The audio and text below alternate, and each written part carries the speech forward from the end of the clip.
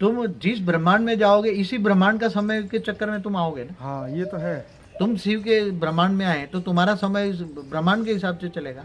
और जिसे जैसे तुम सेकंड की सुई बन गए, क्या बन गए?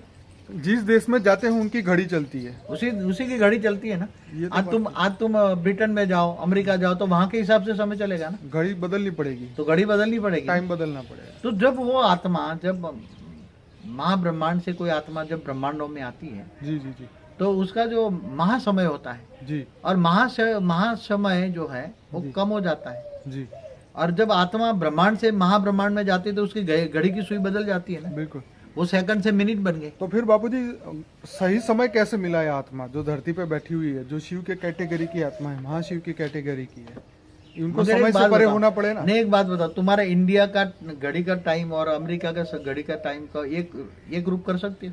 नहीं कर तो नहीं सकते, लेकिन समय देख के फोन कर सकते हैं कि भाई वहाँ दिन चल रहा होगा या वहाँ रात चल रही होगी, उस समय तो देख ऐसी के तरह बात कर सकते एक बात बताओ, जी। जब वहां तो महाशिव की ब्रह्मा का 100 साल है, हैं। जी तो वहां तो महाशिव की एक पल है, प्रतिपल है। जी तो बोला ना, प्रतिपल अनंत आनंद ब्रह्मांड बनते बिगड़ते हैं। बिल्कुल। हाँ, तो जैसे ये ब्रह्मापुरी में तुम 1 सेकंड रहो तो धरती पर 1 लाख साल हो जाते हैं। जी। तो जो कोरिलेशन साइंस भी ढूंढ रहे हैं ना, correlation between time, hmm. Space जी एंड स्पीड। जी जी। समय की स्पीड किसके हिसाब से चलती है? हम्म। जैसे ये ब्रह्मांड की जो घड़ी की स्पीड है जी जी वो ब्रह्मा के समय के हिसाब से चलती है। जी जी। तो वहाँ महाघड़ी है तो महाब्रह्मांड के महाशिव के प्रतिपल से चलती है। ओके। तो ऐसी तरह यूनिवर्स में भी स्पीड है। जी। तो यूनिवर्स की स्पीड परम महाशिव के परम महाघड़ी है।